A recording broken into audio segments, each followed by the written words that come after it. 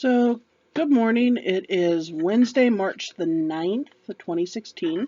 I'm in my shop today. I'm in my shop most days. Um, I wanted to talk a little bit today about sleeping because I'm not getting any. Um, I have for a very long time, for a good 20, 25 years or so, I have dealt with, at the very least, sleeplessness, and at the worst, I've dealt with insomnia. Um, and this is when I either have a hard time falling asleep or I can fall asleep easily, but I can't stay asleep all night long. Or worse, I wake up and I can't get back to sleep. It doesn't matter how many hours of sleep I've had or how many hours of sleep I need or how long I've been awake. I just cannot get back to sleep. And some of this is due to stress. Some of this is due to just a very active mind all the time.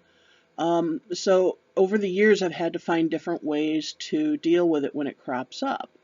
And, there are salves out there, and I do make a sleepy time salve, and there are oils that you can use, and there's all manner of techniques. Like one of my favorites is I like to put music on. I like to listen to the Benedictine monks because I like chant.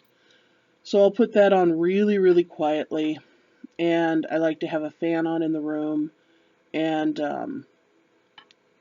I'll do my prayer bead recitation, and that'll usually settle me down enough that I can sleep. But there are also crystals that are good for that. And the crystal I want to talk about today is selenite. And selenite is a good crystal for sleeping. And this is something that you can put in your pillow. If you have small enough pieces, you could put it under your bed. You could put it in your headboard if you have a big headboard like I do, with like a big set of like drawers and doors and things in it. Or you could put it on a nightstand right next to you. It all depends on the size of your selenite. So selenite is also known as gypsum, and it's this beautiful kind of rough crystal. And a lot of times you'll see this on like little light boxes. I have several of these that are on light boxes or light buttons, so that you can light up the center and see all these beautiful colors coming up through it. So you might see something kind of in that fashion. Or you might see something that's a little more polished off like this. This is like a core sample of selenite. And you can kind of see its fibers. You can kind of see how they pick up. See that in the shine? You can also have, like I have these lovely little globes here too. And all of these are really nice on light boxes. Or you might find it polished in nugget form, or rough in nugget form, like this. And this would be something you could maybe put underneath of your pillow if you have thicker pillows, or if you sleep on two like I do. But I think the most common form most people see selenite in is in its wand form. And it's just like this. This is how it grows. It's really pretty. It's got kind of the fibers of like cat's eye, sort of. Okay, you kind of see that? And so you could take this and you can set this by your bed, near your head. You want it near your head. I've heard of people putting it underneath their bed too. And sometimes I've heard of people putting it underneath their mattress, like between their mattress and their box spring. But just keep in mind, if you're going to do that, you're likely going to break whatever it is that you've got. So don't be too attached to the form that it's in, because it'll be trading forms.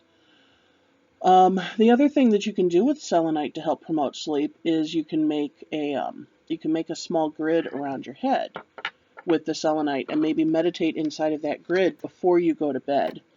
And I would maybe do this on like a massage table or on the floor or something. I don't know that I would keep it like a grid right by my head all night long.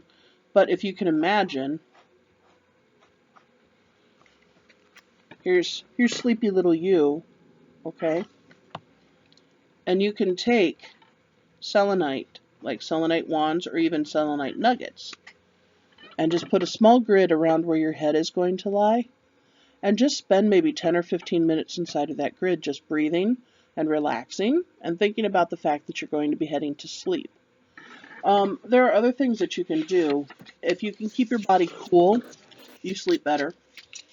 Heat doesn't help you very much. Heat doesn't help me much at all. In fact, ever since I had my hysterectomy, I know this is TMI for some of you guys, but ever since I had my hysterectomy, even though I am on supplemental hormones, I still get really bad night sweats, and that's what wakes me up a lot of nights now. Um, Clearing your mind before you sleep helps. Um, Getting off of your technology about 30 to 45 minutes before you go to bed also helps, because there's something about the way you track technology with your eyes that wakes up parts of your brain that really shouldn't be waking up before you're going to sleep.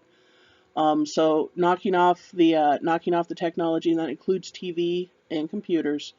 Making sure any clocks that you have in your room have a dimmer on them, like digital clocks have a dimmer on them, and that you have thick enough curtains over your window so that your room is nice and dark. Because if there's any light in your room, then there's part of your brain that's going, well, it's still time to be doing things, so you can't get the brain to shut down. So I hope that kind of helps. As far as like crystal goes, you can also use amethyst, or you can use any of like the light blue crystals like celestite, um, blue lace agate, blue chalcedony, blue calcite. Any of those would also help promote sleep and sleepiness. Um, so yeah, I'm sitting at 16 hours for the year as far as my goal of 100 hours of community service. It was a slow week last week. I didn't do very much of anything with anything.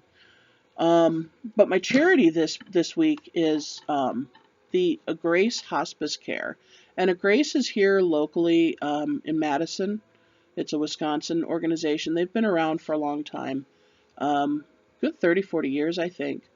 And Agrace Hospice Care is designed for people who are in the end stages of life. These are typically people who have been given 6 months or less to live due to illness or injury, whatever it is that they're dealing with.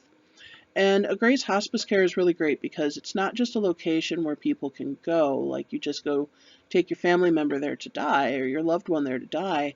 A Grace comes to your home. You can stay in your home as long as it is physically feasible to do so, and a Grace will send people out to help you maintain that sense of dignity in your own home, which is really important for a lot of people, because people who are cognitive of the fact that they are passing don't also want to feel like they're being shuttled away and shoved into a box somewhere so that they can just finish the process sight unseen.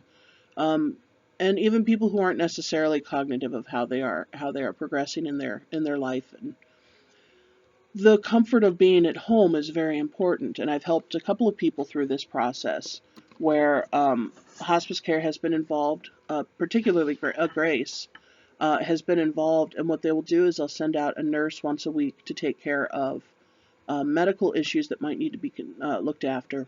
But they work very closely with the entire care team, which includes family members and any kind of people like me who might be hired into the family to help give day-to-day cares or to give respite.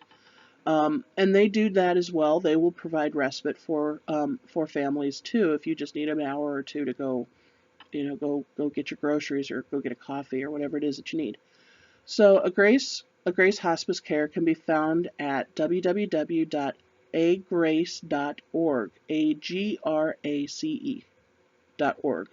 So look them up. You can help them out in a number of ways. You can actually give gifts to the organization. But the one way that most people are not aware of is Grace has thrift stores.